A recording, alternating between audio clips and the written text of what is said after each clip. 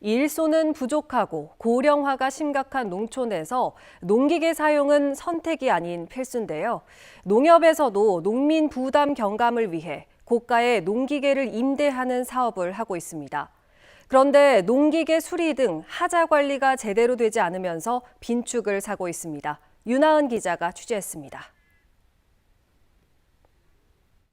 평창에서 수십 년째 감자와 배추 등 농사를 짓고 있는 조병환 씨.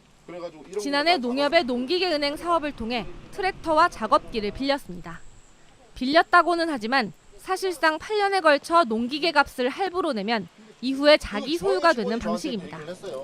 초기 부담금이 없고 이자도 내지 않아도 돼 대리점에서 직접 구매했을 때보다 이득이라고 생각했습니다.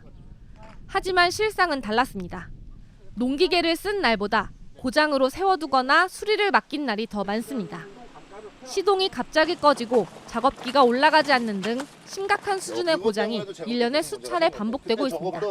사용을 해야 되는 사용을 못하고 집에다가 세워놓고 일을 하려고 하면 고장이 나서 다른 분 트랙터 돈 주고 쓰고요. 계속 이게 반복이 되잖아요. 참다 못해 계약 해지와 환불, 교환 등을 요구했지만 농기계의 소유주이자 임대인인 농협은 8개월 넘게 계속해서 수리만 권하고 있습니다. 그마저도 춘천에 있는 총판 한 곳에서만 수리가 가능하고 어렵게 잡은 일정도 툭하면 미뤄졌습니다. 농기계는 제대로 써보지도 못하고 할부금만 내는 셈입니다. 농협에서 거래를 한 거잖아요. 계약서도 농협하고 거래를 한 거. 근데 조인을 시켜줄 테니 둘이서 연락하세요. 근데 그래도 해결이 안 되면 저희는 다 모물건 잡은 걸 가져가면 되니.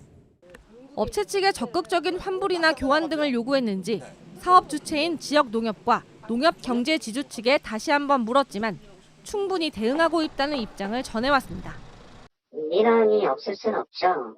AS나 서비스나 이런 부분 다 업체랑 협의해가지고 충분히 대응. 2008년 시작한 농기계은행 사업은 지난해 전국 606개 지역 농협에서 운영할 만큼 호응과 참여가 높은 것으로 보입니다. 좋은 취지에서 시작된 사업이지만 농기계 품질, 사후 관리가 미흡하게 이루어지면서 일부 농민들은 오히려 고통을 호소하고 있습니다.